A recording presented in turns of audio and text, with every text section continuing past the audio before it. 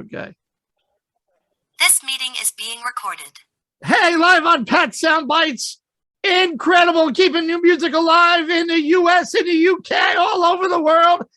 And look at these two handsome couples. Bonham, Bullick. Look at the T-shirt. I wore it for 2 weeks. Don't tell anybody. Pete's the only one that knows. I am honored to have these two great, amazing singers, songwriters, musicians, the amazing and the queen of the blues. She's over here. Thank you. Is that me? No, you're just a queen. You're just a queen. I got the wonderful Deborah Bonham and the incredible, amazing guitarist, husband, animal keeper, chimney sweeper, and personal guitarist for Jeff Beck. And he also does something with Paul Rodgers. I don't know. Pete Bullick in the house. How are you guys? Boy, this has been one killer 2 weeks. We're great. As you know, I had I lost my voice, and so I couldn't talk to you. But I think it's because I've really wanted to go to Maui for a long time. So the voice just went, you know what? I'm out. I'm going. So it went to Maui. It had a week in Maui. And it just came back just in time for me to get on stage and sing. And and it was great. Well rested. I mean, I would have liked to have been with it, but there you go. No, hey, it's all good. As I said to Pete, you got to take the pillow off of her face so she can breathe.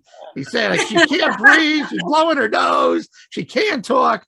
And I got to watch the live stream. And that was pretty good. That was because I'm going to make sure you were okay. I'm like, oh my goodness.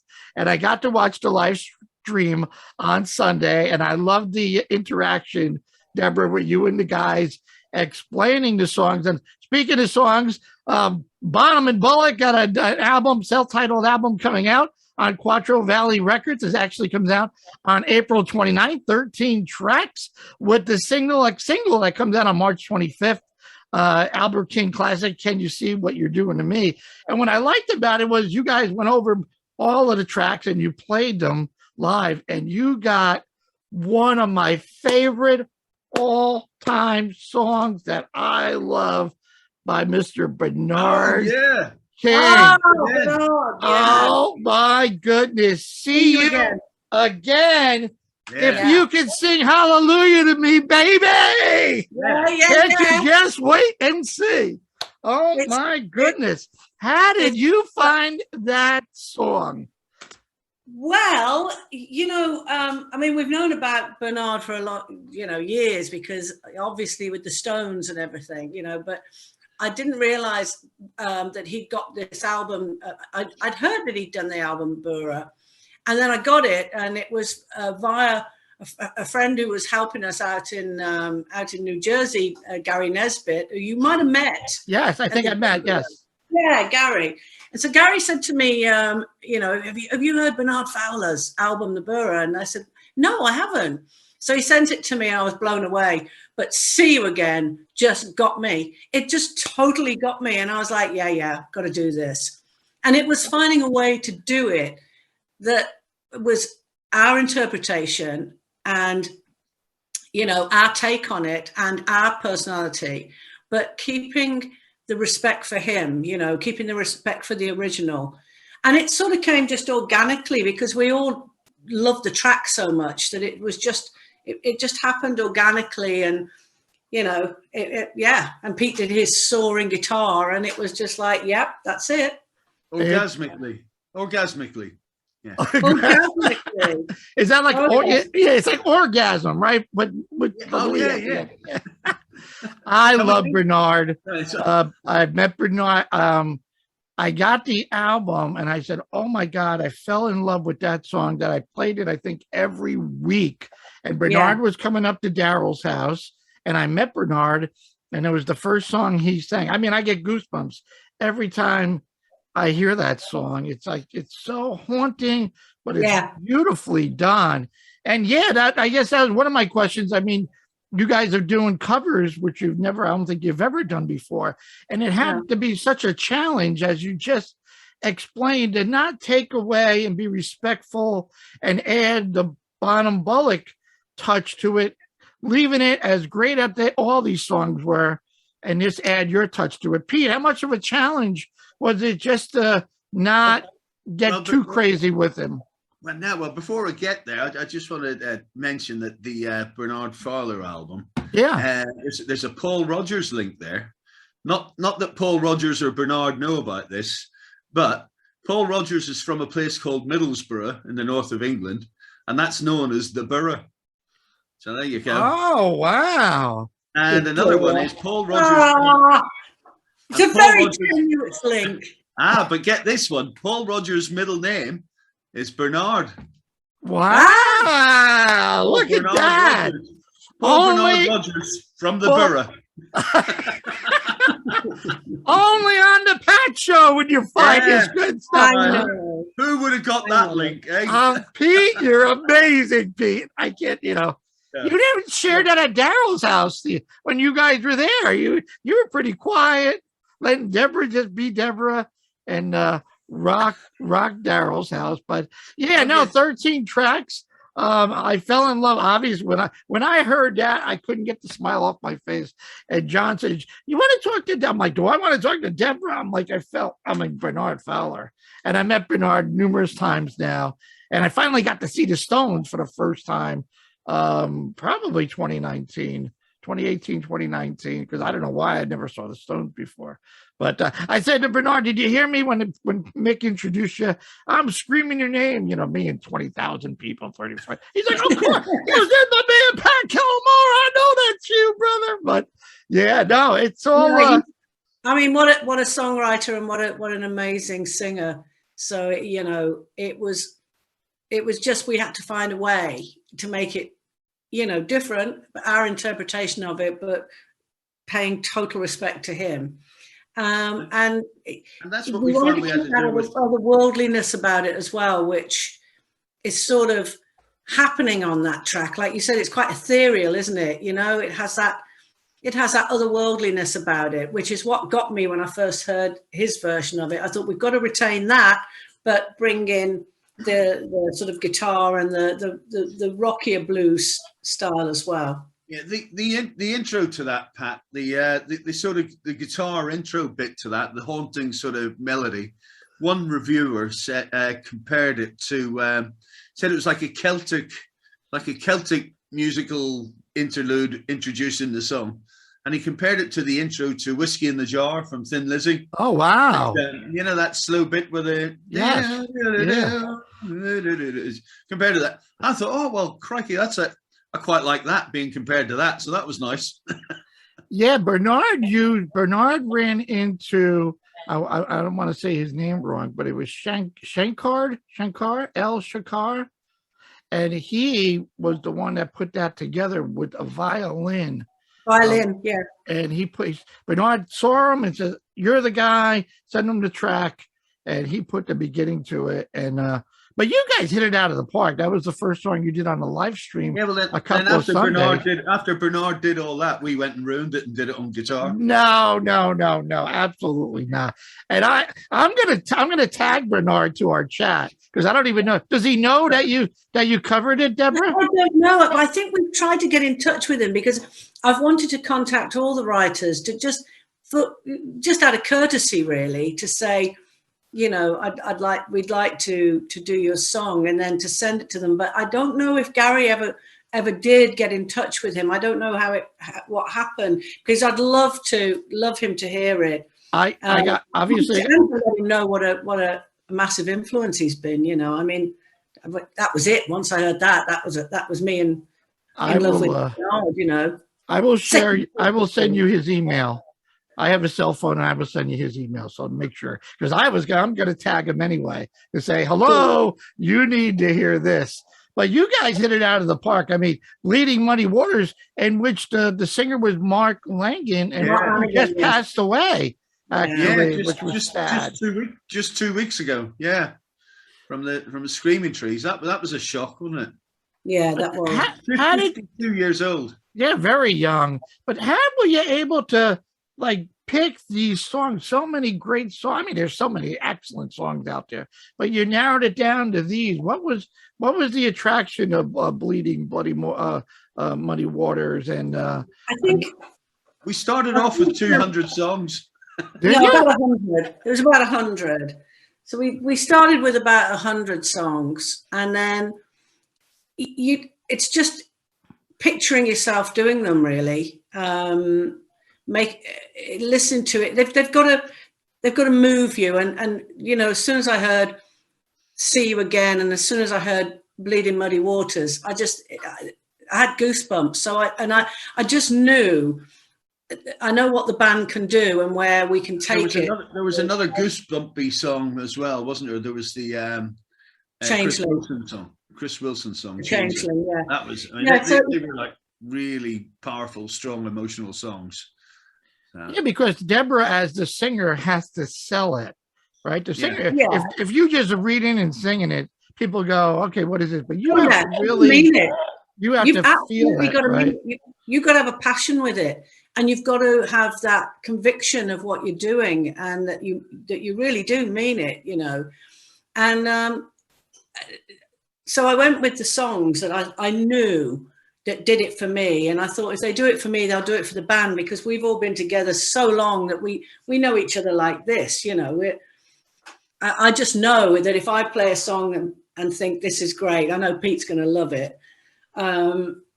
So yeah, we just whittled them down into the songs that we knew that I sort of had a vision that we could turn them around for us. We could bring something to it, and then played them to the band. And it, you know, it was a big challenge, because some of them were difficult to start with. There might have been a little attitude with the band of, oh, let's just play it and it'll be great. And it's like, no, we got to really bring something different here. The original. Bernard, Mark, you know, Sam Cooke, Albert King. Yeah, double blues, right? The best it's ever going to get. So you've got to find your own way of doing it, you know. So it's sort of, a few of them became quite difficult, and we had to really dig deep and make them, you know, to get them to work. But Bleeding Muddy Water and See You Again, they just naturally came out of us. So it was great. And Bleeding Muddy Water, I wanted to add the keyboardy part. There's like a little riff, and I had the vibe of Led Zeppelin's No Quarter in my head. You know, I wanted this sort of ethereal again. I really love all that stuff. So it sort of just naturally happened, didn't it, Pete? Yeah, well, as you say, bit of No Quarter, then you get Quarter Valley Records. Getting the record company in there. Yeah, there's a marketing guy right where. Over here. There you go. Was doing covers something on your bucket list that you said, let's try something different? I mean, you hit it out with this one. I mean, I played "Take Me Down" a million times. I played "Fly," Pain Birds. And I mean, this album rocks. So I'm like, hey, this is interesting, doing covers compared to a follow-up. But I'm sure you got a bunch of songs on the shelf. It happened on that Spirit album. When you mentioned that song, "Pain Birds," that's actually an old Sparkle Horse song. So that was probably one of our sort of every so often we do a cover on an album and we give it a reworking. So I suppose that was maybe something that. What we had in mind by doing the album. It was the toe in the water, wasn't it, really? Yeah. But it was mentioned to me and Pete years and years ago about doing a blues type of album. And this was with a big major record label. And they wanted to do a sort of, they called it a lady sings the blues type of thing that would have been Billie Holiday covers and Etta James and things like that. And I'd only just written the old Hyde album, and I just knew I wasn't ready, you know. I mean, to bring that sort of stuff and do it justice, you know, I wasn't ready. I just wasn't. So as the years have gone on and on and on, and it just felt the right time now to do an album of interpretations of other people's songs. But it also felt I didn't want to go down the road of, you know, the typical Billie Holiday songs or you know, the ones that have all been done so many times. I just thought, no, I don't want to do that. I want blues to be the root of this album, the roots of the album, but it needs soul and a bit of rock and a bit of, it needs us, you know. I don't want to just do a 180 flip and then just go I'm totally doing traditional blues, because that's not us, you know. But so we ended up picking more obscure songs and just being, you know, the ones that everybody knows. And I'm quite glad we did that, because somebody said, well, why don't you do all the traditional ones? I was like, well, because they've been done. Yeah, you know? Exactly. No, and maybe with some of these sort of lesser known artists and stuff, you know, if people dig the song, you know, they might go back and look at that artist's catalogue. Yeah, absolutely. Every artist on there has got a great story or a great. Oh, heritage. yeah. I mean, I was not familiar with Ann Peebles, but the song "I Get Along" was. I mean, I'm like, wow. Oh, you will be. Ann Peebles did "I Can't Stand the Rain." You remember that? Yeah. Oh, yeah. Right. Yeah, she wrote that. Okay. Patty Griffin, Betty Harris. What did I do wrong? I mean, it starts out with like the piano, I want to say, part of it. Is that? Well, I tell you what, Pat. You see that song, Betty Harris. What did I do wrong? Okay. Deborah had a real problem doing that, because she kept saying to us, I don't think I should do this because I never do anything wrong. So I'm not going to sing What Did I Do Wrong? How can I sing What Did I Do Wrong and mean it? So now I know why it's Bonham and Bullick, not Bullick and Bonham. Yeah. Just Bonham again in a minute. A happy life is a happy life, right, Pete? So yeah. So why the name, Deborah? Why are you putting Pete up there as well with you? I mean, you got the band's been together for so long. Why the name change? What brought you to putting some sunshine on Jeff Beck's personal guitar instructor? Well, I'll just tell you a quick story about. Can I just tell you a quick Jeff Beck? The horses and me, for that matter, because he's a great cook. So I just thought, you know what, I'm cool with it. No, yeah, really. I'm the feeder. I'm the feeder, Pat. Yeah. You're the feeder. Yeah, I'm the really? feeder. I feed the dogs, the horses, and the band. In all truth, Jeff Beck, whenever we toured with Paul Rodgers on the Stars Align tour with Jeff Beck and Ann Wilson, there was Jeff's guitar tech. Jeff wasn't coming to sound check one afternoon, so his guitar tech said, I've just had this amplifier fixed, and I just finished sound checking with Paul Rodgers. He said, Pete, you can do me a favor and check Jeff's gear for me because he's not coming to sound check today. So yeah, sure. So it was a big open air amphitheater, nobody there. They're all queuing outside. I forgot they were all queuing outside. So I've got this. I'm playing Jeff Beck's white Stratocaster through his Marshalls, all his Marshalls, full volume in this huge open air stadium. And I'm thinking, now I haven't probably played a Jeff Beck song in maybe 20, 30 years. Whenever I was a kid, I was maybe copying it. And there was a couple that I used to have a go at, like Beck's Bolero and the solo from People Get Ready and stuff like that. So, but bearing in mind, I hadn't played them in a good 30 years. So I had to fumble a bit to try and refresh myself on the guitar neck while playing it. People are outside going, what's he doing? Yeah. So there's 30,000 people outside going, oh shit, I might just get my money back. I think Jeff's let himself go with it. People lined up going, maybe before the show starts, that's Beck. Wait, is it Beck? What the hell is he doing? Did you ever share the story with him, Pete? No, I didn't. I should do. I meet him every 10 years. And because I was telling him a story that the last night I said, you know, Jeff, I met you back in 1990 or something. We were doing a. Did he remember you, Pete? Did he remember you? Oh, he's so polite. As long as you don't talk guitars to him, he's fine. If you talk hot rods and women, you can talk all night. Mention a guitar string or a pick, he's off. But I said we were doing a gig and he got up with us in 1990 for this charity thing. Then about 10 years later, there was another thing. It was I know it was Robert Plant's birthday, it was Roy Williams' birthday, Robert's sound engineer, and Jeff Beck came along and played with the Big Time Playboys. So that was like 2000. 10 years later, we met him again. We were at an awards ceremony, picking up an award for Debbie's brother, John. John Bonham had won this Tommy Vance Award at Classic Rock Awards in a hotel in London. And the table next to us was Who's Who of Guitars. It was Slash, Tony Iommi, wow, Jimmy Page, and Jeff Beck, and Aerosmith guitarist. His name's just escaped me. Joe Perry. Joe Perry was there as well. That was one table, and then we were the table right beside them. So we were the vocalists. It was me and Paul Rodgers. Yeah, so we had a little chat then. So anyway, I'm chatting. Then 10 years later, we were on the Stars Align tour together. So I happened to bore Jeff with this story in the dressing room one night at the end of the tour. I said, "You know, Jeff, we meet every 10 years," and I told him these stories, and he just shook my hand and went, "Long may it continue, mate." I know he was going to say, "Aren't you my new guitar tech?"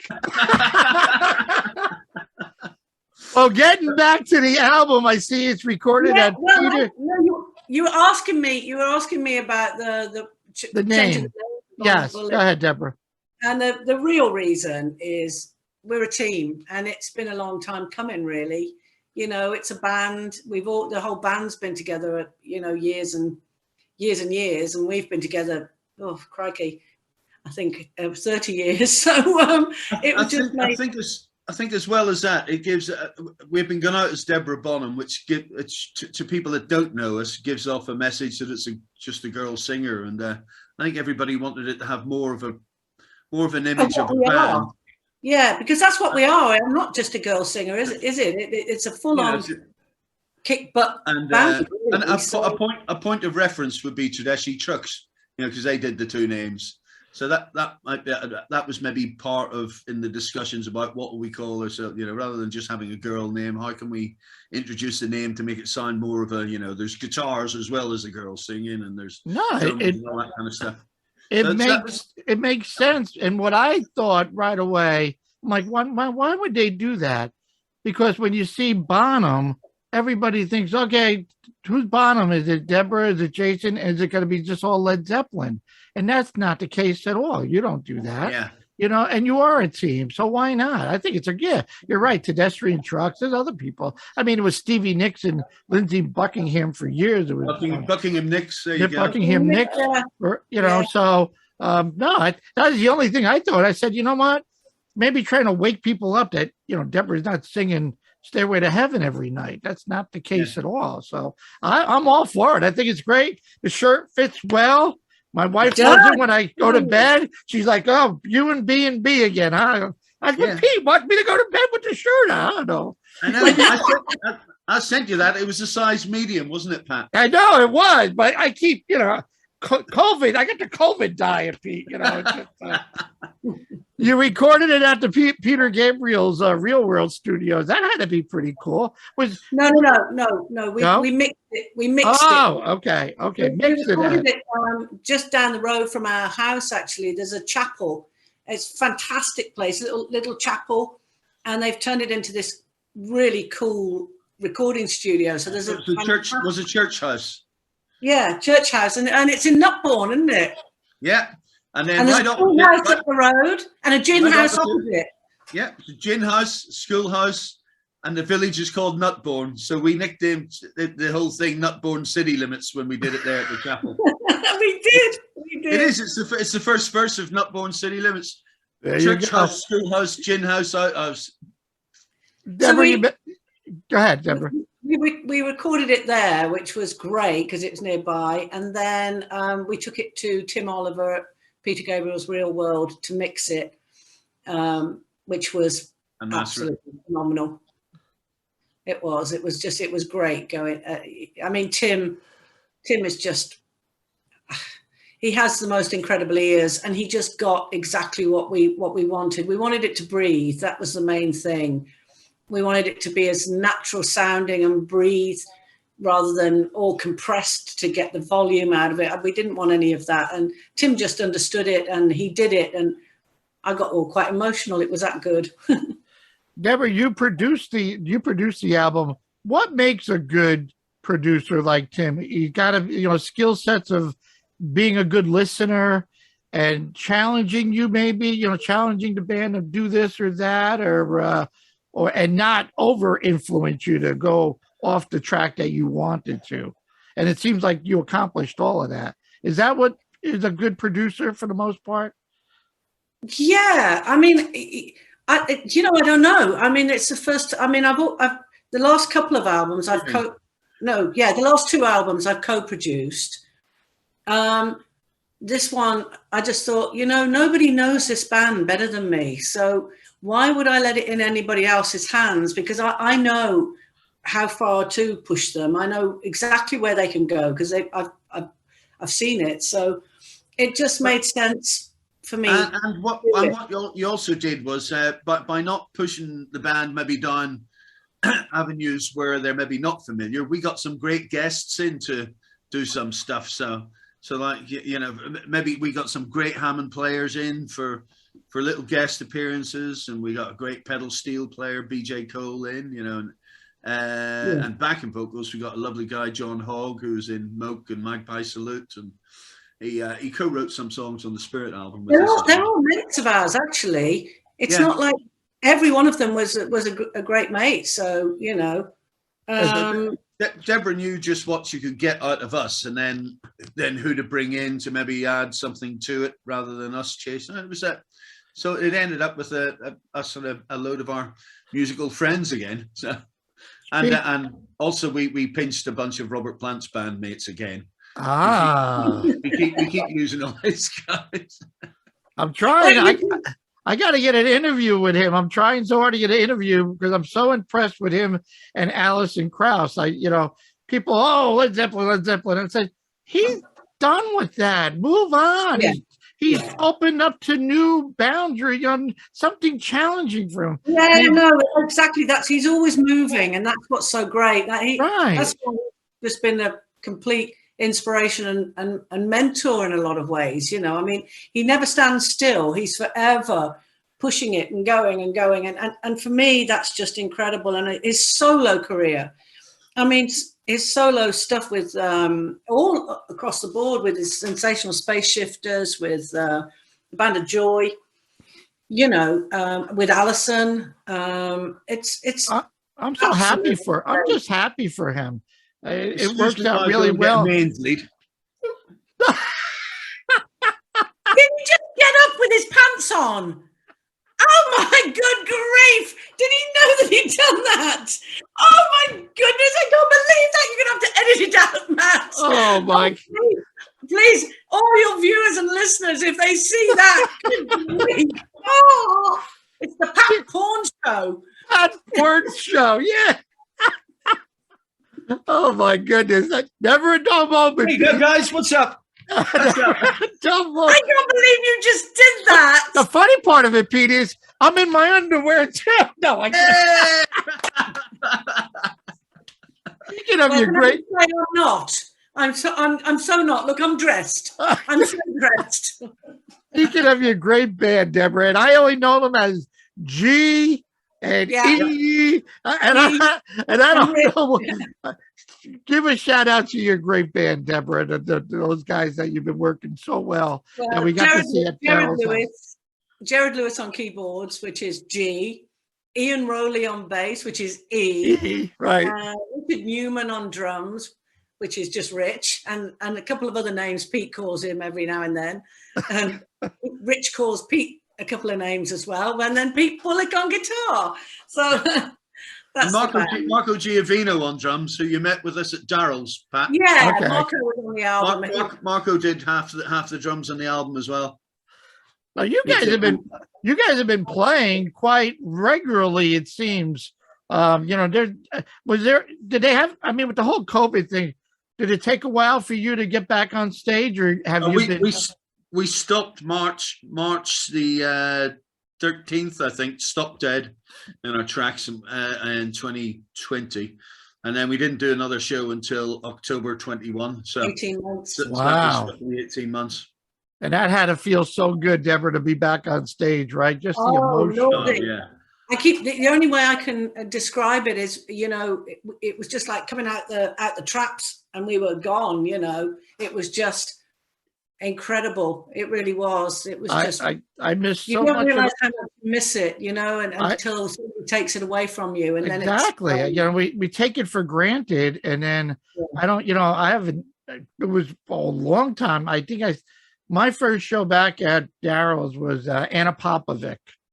Oh yeah, and I got to see Anna and meet with Anna, and it was like probably a good 8 months without a live show. And I look at the pictures and I go, are we ever going to get back to, I know. What's he doing now? He's up to something, Deborah. I'm not even looking. I haven't got him on my screen. He should have been a comedian. He should have been a comedian. I've just done a selfie in my pants with you in the picture. Well, I've blocked you on my screen. You're not. Yeah, I'm not looking at you. We're gathered. You're in different places at the minute. Nice. So, is there a plan for a tour? Obviously, maybe in the UK and come over to the States again? We're starting on the 6th of April in the UK, and then playing all over the UK, and then going to France and Belgium and the Netherlands, and you know, going into Europe. We're praying that things will open up more in the States, and we can come there in the fall. We want you back. We got to have you back. Oh, we so want to come back. We've just got to. You're just a bit behind us with opening up, as much as we've totally opened up here now. But America has the best. You know, we've still got COVID, but it has opened up, and nobody's dying of it anymore. So that's the good thing. And so we're just hoping that it opens up in America as much, you know, completely opens up by the fall, and we can get back there. And if not, it will be spring 2023, Pete. Yeah, I hope so. But America has the best American pale ale and chicken wings. So they finally got rid of the diaper. We don't have to wear the mask anymore. I thought that was your G-string you just pulled off right now. Well, it looked something like what you were wearing a minute ago. I'm like, you don't want to put that around your face. Oh, this is going right down. This is got to be my favorite. I just had Davy Johnstone of Elton John on. And I'm like, I was in my glory, and I thought that was my best interview. You guys blow Elton John and Davy Johnstone. Yellow Brick Road is down the road. I can tell you that. Any other projects that you guys are working on? I got to fix the roof, Pat. Continually busy, don't we? So I've got to fix the chimney, Pat. Yes, that you better. She's not coming home, Pete. She's not coming home. I got the scaffolders in on Friday. I'm sort of right. I've started writing again, so I don't think it'll be long before we start just putting some songs together, ready for another album. So yeah, I think that's probably what's going to happen. But at the minute, you know, we're doing this. We're on the PR trail, and then I think we're going to be touring, and I can't wait for that. I mean, the sooner we get out and start playing this album, the better. You know, it's been a long time coming. So if you think that we had got this record ready we were recording it in the end of 2019, beginning of 2020. So it was all supposed to happen then. Of course, COVID hit. So we've been waiting a long time for this moment. So now that we're doing that, I just want to put all our efforts into that for now. And then, you know, think about everything else when this calms down a bit. But for the moment, yeah, we're pushing this and going to get out and play, and can't wait. I just hope Pete wears some trousers. I know why he hasn't got any, because he waits for me to always wash them and give them to him, you see. And because he's not with me at the minute, he can't be bothered putting his trousers on. I've got a room full of women here. I nearly said animals. I meant to say women. It usually is animals. Never been women for 30 years, Pete. Oh, my goodness. Different one every night. Pete, I don't think you get enough credit for your guitar playing. Listening to some of the riffs that you played on this killer album. And I've always asked guitar players, how would you, in a seriousness, how would you describe your tone, Pete? My tone? Yes, sir. Well, I've always been very particular about the tone, and it's really simple.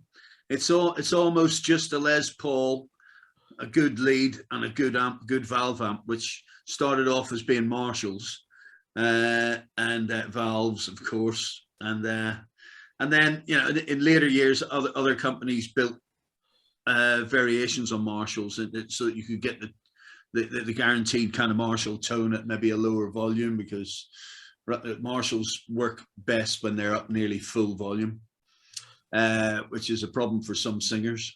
so I moved on to other amps. So I use the well-known valve amps, Marshalls and Orange, and then I also use Cornford's and a new one called Victory, which the guy that designed Cornford has now designed Victory. It's a British amp. There's a lot of big bands using those now, and they're just so sweet tones, and so you get a bit of crunch on them and stuff. And the tone is basically, since as a kid, I used to listen to Paul Kossoff and Peter Green and people like that, and Rory Gallagher and everything. So for the Les Paul thing, I was always getting the Paul Kossoff kind of tone, which and then it just becomes part of you.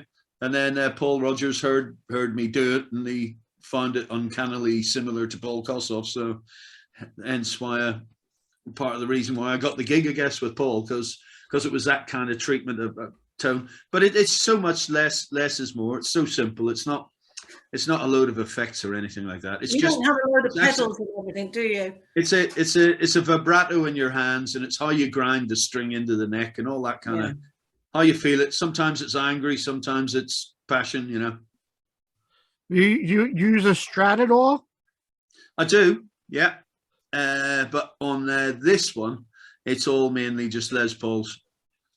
So do you use heavy strings, Pete, or do you? I do. They're quite heavy strings. Now at this point, Jeff Beck would have walked out. Who? A question like that.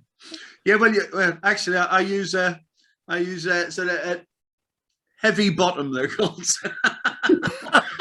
No, how about no bottoms? Yeah, no bottoms. Yeah. So no, a lot of heavy strings, and then the trouble is you have to be reasonably fit to bend them, and so that helps with the pain and the feeling whenever you're playing. If it's all a bit light, then you don't feel the anguish and the anger and the bit. Because if you're actually playing something and trying to bend the string and it's really difficult, you strain and you get a bit angry, and out comes another emotion. So it can, you can't make it too easy on yourself. No. Well, I mean, a lot of my listeners always say, I'm not a musician. And they always say, ask more about gear questions. So that's what leads me to the tone. I asked, Billy Gibbons, what's your tone? And he's like, whenever I grab the guitar, it comes out, that's my tone. Yeah. Well, and speaking of Paul Rodgers, do you guys see Paul? I know he's in the States or Canada. Anything going on with Paul coming back to the States? Maybe doing another Stars Align tour with you guys? He's up Canada at the minute. He's been doing some writing and recording. So I think there's going to be a single out from Paul soon, any day now. So so something happening, and I don't never say never, but we're still talking and still reminiscing about how great the UK Free Spirit tour was and the American Stars Align tour was. So we're all still basking in the afterglow of that, and so I'm sure we could be persuaded to do another one. Who knows? Yeah, and you guys are aren't you? Paul uses the same record company, right? The Quattro Valley, I think. Yeah, Quarter Valley Records Quarter Valley Records, live at right? the Albert Hall. The Paul Rodgers live at the Albert Hall. They put that out on a triple vinyl and a Blu-ray and a CD. So it was quite a luxury package. Well, I love the whole album. Bonham, Bullick, I got my shirt. You got to go out. It's all on the, I always tell everybody, you can go to Spotify, but Deborah can't autograph Spotify. Go buy the album. Go buy the CD. Yeah. That whole digital thing. Buy the record. Buy the record. Yeah, buy the record. It comes out officially April 29th. The single is out on the 25th. any video with the single? Any videos coming up with any of the tracks? Yeah, it will be. Can I just say that the album's coming out on the 29th because we decided they were asking us for a date in April, and that's Cynthia's birthday, Paul's wife. So we thought she's been so integral to putting all of it together when we were with Paul. She's such a great soul, you know. She gives so much to lots of different causes, but animals being the big one as well. So we thought, yeah, let's do it for Synth because she's just such a star. So. And where can we donate, Deborah? What's the name of the foundation? I know that you and Paul have always taken care of the animals. Where can folks, if they want to donate, to send some money or something to help out? Well, we've got a few actually. Cynthia's we're all busy with Critter Aid at the moment in Canada. We go from various ones, you know, just because once it gets up on its feet and it's doing well, and then more people come in, we go and help another one. So we've just been sort of moving it around. And in actual fact, right at the moment, we've just, because of what's going on in the Ukraine, that's what we're sort of looking at the moment. So that really is. I mean, if anybody can even donate. Also the Nashville one that you're doing for Nina. Oh, yeah, Amber's halfway house. Amber's, that's the animal one. Amber's halfway house was that was helping all the animals, not just pets, you know, farm animals, everything that got caught in all of the terrible floods in Mississippi, and you know, all of that happened was just so awful. And Amber's halfway house have just been brilliant in getting out and helping you know, everybody with their animals. So yeah, we've been helping them. And now we're doing some stuff for with the Red Cross, and in America you've got your own direct charities for helping out Ukraine. But I think it's the same one. I think it's DEC. It's the Department of Emergency. Yeah. So I guess the other thing is, Pat, it's just I think if everybody can. If everybody has a bit, if they can share a bit with whatever touches them, is always great. Yeah, that's that. Everybody spreads the love and a bit of spare cash. I think everybody needs help, don't they? I think everybody's touched at the moment at the mass exodus of all those poor people, though. Yeah. I mean, you can't imagine what's happening in Ukraine at the moment. I can't. It's just very sad. And onto the Polish borders and all those countries, Hungary, Romania, Poland, Latvia, all the countries that are doing everything they can, you know, to help. And it's. I never thought it would happen in our lifetime, not in Europe, but. Well, I pray every day that it just ends. Pray for peace and. Yeah. So anything that anybody can do that helps that at this moment, that would really be our focus, because that's what's happening right now on the ground, you know. So yeah. Where can we pre-order the album, Deborah? Go to your website. Would that help? No, it'd be a Quarter Valley website, and that will happen on March 25th.